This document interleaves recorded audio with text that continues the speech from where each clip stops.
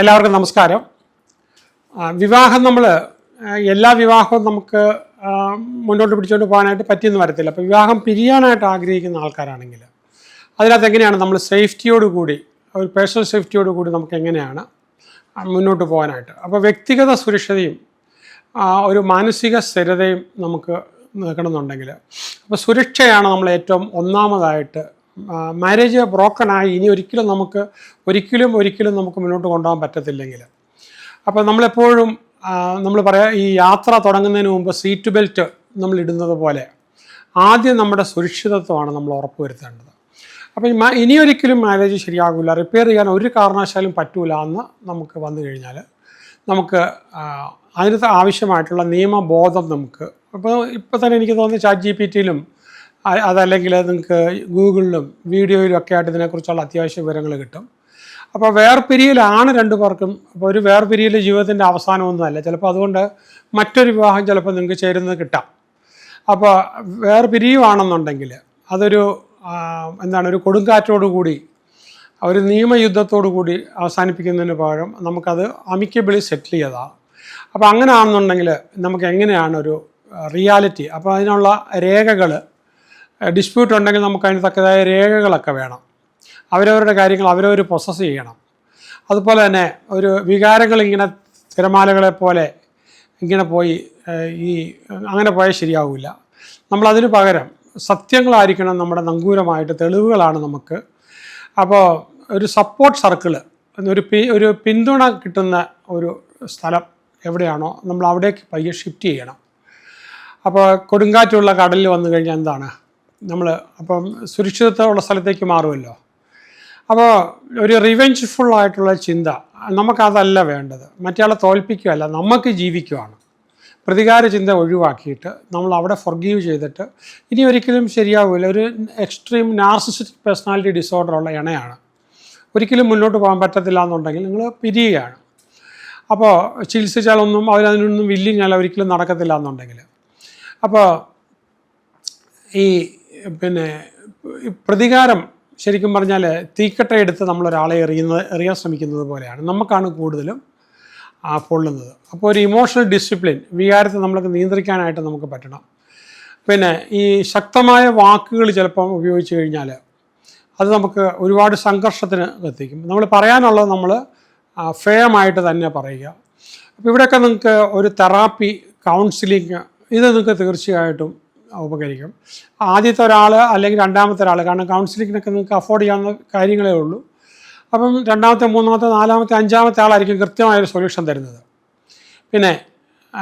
പലപ്പോഴും ഒരു കാര്യം ചെയ്യാം, ബുദ്ധിയുള്ളവർ തീരുമാനങ്ങൾ എടുക്കുന്നതിന് മുമ്പ് തന്നെ മനസ്സിനെ അവർ ശക്തമാക്കും. നമ്മളെടുക്കുന്ന തീരുമാനം ശരിയാണോ എന്ന് നമ്മൾ പലപ്പോഴും വെരിഫൈ ചെയ്യണം. ആരോഗ്യപരമായ പരിമിതികൾ അത് നമ്മൾ മനസ്സിൽ വെച്ചുകൊണ്ട് വേണം. നമ്മൾക്കെപ്പോഴും നമ്മുടെ ഈ പരിമിതികൾ എപ്പോഴും സമാധാനം സംരക്ഷിക്കുന്ന വേലികളാണ്. അപ്പോൾ നമുക്കെപ്പോഴും നിയമപരമായ തയ്യാറെടുപ്പുകളും തന്ത്രങ്ങളും പലപ്പോഴും ആവശ്യമാണ്. അപ്പോൾ ഈ കുടുംബജീവിതമായിട്ട് ബന്ധപ്പെട്ട നിയമങ്ങൾ നമ്മൾ അത്യാവശ്യം മനസ്സിലാക്കിയിരിക്കണം. നിയമബോധം ശക്തമാക്കുക. നമ്മൾ ആശയക്കുഴപ്പത്തിൽ നിന്നെല്ലാം മാറി നിൽക്കാനായിട്ട് നിയമബോധം നമ്മൾ എടുക്കണം.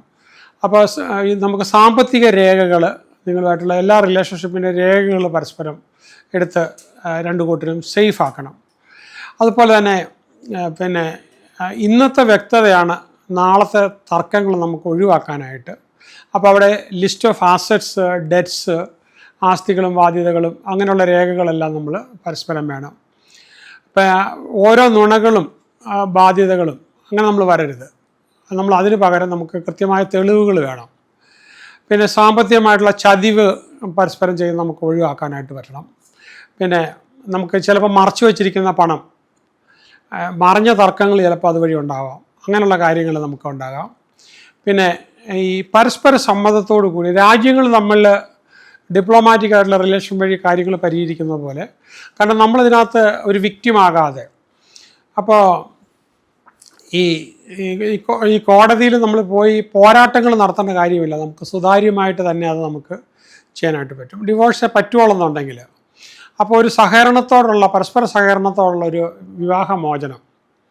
അപ്പോൾ ഈ മുന്നേറ്റം പലപ്പോഴും നമുക്ക് ഏറ്റുമുട്ടലിനെ മാറ്റുമ്പോൾ നമുക്ക് ഒരു സമാധാനം അവിടെ നല്ലൊരു സമാധാനം ഉണ്ടായി കിട്ടും. പിന്നെ അതുപോലെ തന്നെ നിങ്ങൾക്ക് അതിനിടയ്ക്ക് പറഞ്ഞു തീർക്കലുണ്ടെങ്കിലും അതിന് താൽക്കാലിക കരാറുകൾ എഴുതിക്കൊണ്ടാണെങ്കിലും പിന്നെ അതുപോലെ തന്നെ നിങ്ങൾക്ക് മീഡിയേറ്റേഴ്സ് ഇടയ്ക്ക് നിൽക്കാം. അപ്പോൾ കാലം വെച്ചുകൊണ്ടുള്ള സമയം വെച്ചുകൊണ്ടുള്ള താൽക്കാലിക കരാറുകളാകാം. എപ്പോഴും റിട്ടേൺ കമ്മ്യൂണിക്കേഷനായിട്ട് തന്നെ അല്ലെങ്കിൽ ഇമെയിലുകളായിട്ട് തന്നെ നാളെ അത് പ്രൂവ് ചെയ്യാനായിട്ട് ഭാവിയിലെ തെറ്റിദ്ധാരണകൾ കുറയ്ക്കാൻ അത് നമുക്ക് തീർച്ചയായിട്ടും വലിയ സഹായമായിരിക്കും. പിന്നെ അതുപോലെ തന്നെ നമുക്ക് ഈ സംഘർഷം കുറയ്ക്കാനായിട്ട് മീഡിയേഷൻ വളരെ നല്ലതാണ്. അപ്പോൾ പ്രൊഫഷണലായിട്ടുള്ള മധ്യസ്ഥരുണ്ട്, നമുക്ക് അവരെ ഉപയോഗിക്കാം. ഈ ശരിക്കും പറഞ്ഞാൽ മധ്യസ്ഥരെപ്പോഴും രണ്ട് ദ്വീപുകളെ പരസ്പരം കണക്ട് ചെയ്യുന്ന ഒരു പാലം പോലെ ആയിരിക്കണം. അവർ തങ്ങളിൽ ചേർന്ന് പോകാനുള്ള കാര്യങ്ങളുണ്ടെങ്കിൽ മാത്രം ആ രീതി ചേർത്ത് കൊണ്ടുപോകുക, അല്ലെങ്കിൽ രണ്ടാക്കുക. പിന്നെ ആരോപണങ്ങൾ ഒഴിവാക്കി ആവശ്യങ്ങൾ ശ്രദ്ധ കേന്ദ്രീകരിക്കുക. നമ്മൾ ആരോപണത്തിൽ വിജയിച്ചിട്ട് കാര്യമില്ല. അപ്പോൾ ഈ കുറ്റം സംഭാഷണമായി മാറുമ്പോൾ നമ്മളത് സംഭാഷണത്തിൽ കൊണ്ടുവരുമ്പോഴത്തേക്ക് ചിലപ്പോൾ അതിൽ കൂടെ പ്രശ്നങ്ങൾ നമുക്ക് പരിഹരിക്കാം. മറ്റേ ആളോടും നമ്മൾ കരുണയോടുകൂടി പ്രവർത്തിക്കുക. അപ്പോൾ ഈ വികാരം പലപ്പോഴും വികാരവും തീരുമാനങ്ങളും നമ്മൾ വേർതിരിച്ച് വേണം കാണാനായിട്ട്. ഇമോഷണൽ ഡിസിഷൻ രണ്ടാണ്. അപ്പോൾ അതുപോലെ തന്നെ നമുക്കൊരു തണുത്ത മനസ്സിലായിരിക്കണം കരാറുകൾ തയ്യാറാക്കാനായിട്ട്, അല്ലാതെ ഭയങ്കര ഹോട്ടായിട്ട് ആയിരിക്കരുത്. പൊതുവേ ഉള്ള പബ്ലിക് കോൺഫ്ലിക്റ്റുകളെല്ലാം നമ്മൾ ഒഴിവാക്കണം. വിവാഹം നമ്മുടെ സ്വകാര്യതയാണ്, അത് സ്വകാര്യത തന്നെ തീർക്കാനുള്ള വിവേകം നിങ്ങൾക്കുണ്ടാകണം. പിന്നെ സ്വകാര്യത പലപ്പോഴും മാന്യമായ പൊതു നാടകങ്ങൾക്ക് പകരം സ്വകാര്യത തന്നെ നമുക്ക് തീർക്കാനായിട്ട് റോൾ മോഡലാകാൻ പറ്റും. ആശയവിനിമയ നിയമങ്ങൾ നമ്മൾ പരസ്പരം അങ്ങോട്ടും ഇങ്ങോട്ടും ഉപയോഗിക്കും.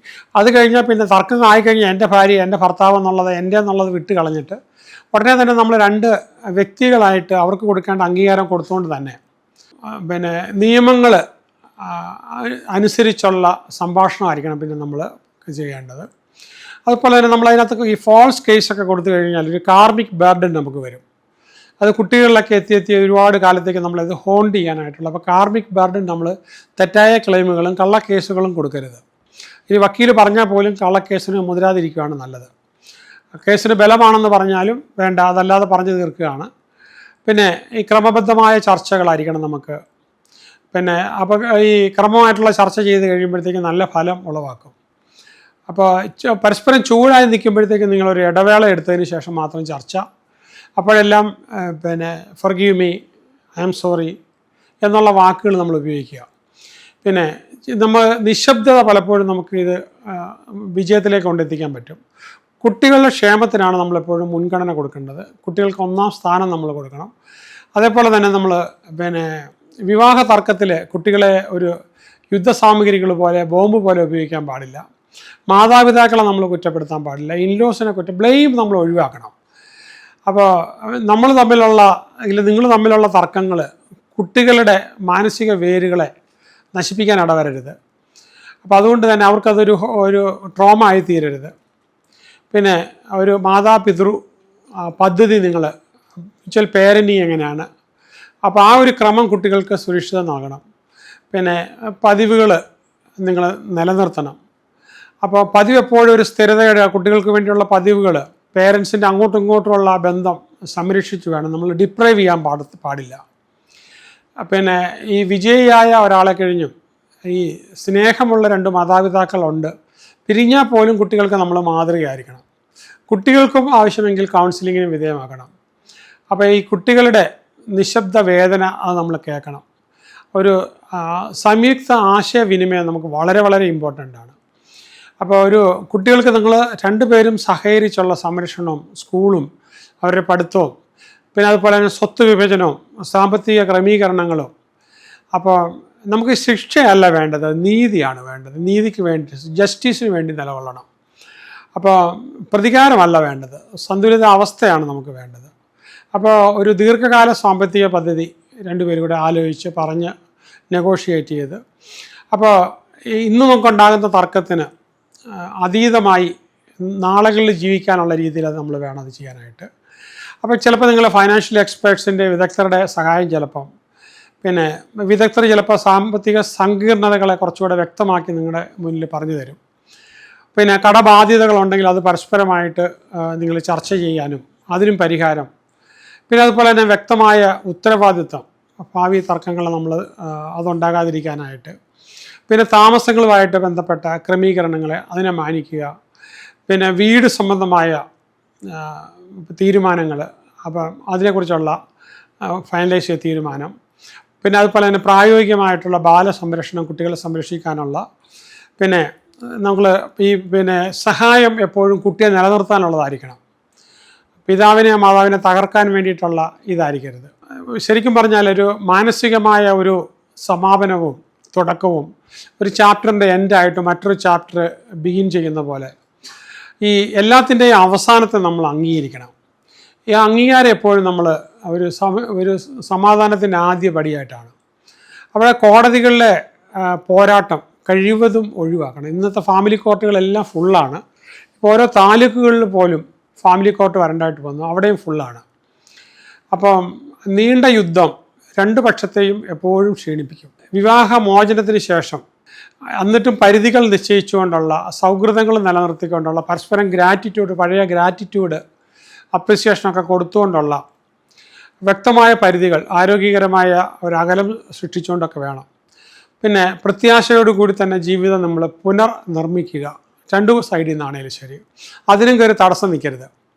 ഓരോ അസ്തമയവും നമ്മൾ മനസ്സിലാക്കേണ്ടത് മറ്റൊരു ഉദയത്തിൻ്റെ വാഗ്ദാനമാണ്. അപ്പോൾ എപ്പോഴും നമ്മൾ നമുക്കൊരു വലിയ വിസ്തമാണ്. ആ വിസ്തമായിട്ട് തന്നെ നമ്മൾ അപ്പോൾ എപ്പോഴും ഒരു ശാന്തമായ വിവാഹമോചനം ആവശ്യം വന്നാൽ അത് നിങ്ങളുടെ വിജയമാണ്, മാന്യതയാണ്, കുട്ടികളുടെ ഭാവിയാണ്, സംരക്ഷണമാണ്, തുടക്കമാണ്. അപ്പം രണ്ടു പേർക്കും ഒരു നല്ല ജീവിതം, ഈ ഗുഡ് ഓൾഡ് ഡേയ്സിനെ കുറിച്ച് പരസ്പരം നന്ദി ഇതുകൊണ്ട് കുട്ടികളോട് മറ്റു പേരൻറ്റിനെ കുറിച്ച് പറയുമ്പോൾ നിൻ്റെ അമ്മ നല്ലവളായിരുന്നു, ഇല്ല നിൻ്റെ അച്ഛൻ നല്ലവനായിരുന്നു, ഞങ്ങൾ തമ്മിൽ തർക്കങ്ങളുണ്ടാവാം, പക്ഷേ നിങ്ങൾ അംഗീകരിക്കണം എന്ന് പറഞ്ഞുകൊണ്ട് നല്ല വാക്കുകളായിരിക്കണം പറയേണ്ടത്. അപ്പം അങ്ങനെ നിങ്ങൾ ഒരു വിവാഹ ബന്ധത്തെ നിങ്ങൾ അവസാനിപ്പിക്കേണ്ടതായിട്ട് വന്നു കഴിഞ്ഞാൽ അവസാനിപ്പിക്കാവൂ. അപ്പോൾ ഇതൊരു ഞാൻ പറഞ്ഞത് ഈ പറഞ്ഞ ചേരാത്ത വിവാഹം ഉണ്ടായിരിക്കാം, അതുകൊണ്ട് നിങ്ങൾ ജീവിതകാലം മുഴുവൻ സഫർ ചെയ്യണമെന്ന് പറയുന്നതല്ല. പക്ഷേ കാര്യമായൊരു ഇടപെടൽ, ഒരു വിദഗ്ധമായ ഒരാളിൻ്റെ ഇടപെടൽ ഉണ്ടായിക്കഴിഞ്ഞാൽ നിങ്ങൾക്കൊരു വിവാഹം അത് റിപ്പയർ ചെയ്യാൻ പറ്റുന്നതാണെങ്കിൽ തീർച്ചയായിട്ടും കഴിയട്ടെ. അതിന് കഴിയത്തില്ലെങ്കിൽ നിങ്ങൾ ഈ ഒരു രീതി നിങ്ങളെടുക്കുക, ഇതിനെക്കുറിച്ച് കൂടുതൽ ഗവേഷണം ചെയ്യുക.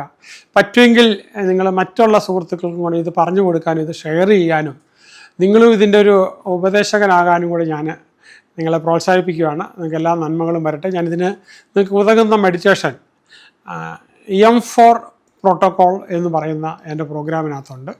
അപ്പോൾ ഇത് ആ സമയത്ത് നിങ്ങളെ ആ ഒരു മാനസിക വ്യതയിൽ നിന്നൊക്കെ നിങ്ങളെ പുറത്ത് കൊണ്ടുവരാനും ബന്ധങ്ങൾ ശരിയാക്കാനും ഒക്കെയുള്ള മെഡിറ്റേഷൻസ് അതിനകത്ത് അവൈലബിളാണ്. നിങ്ങൾക്ക് അതെടുത്ത് ഉപയോഗിക്കാം. All the best.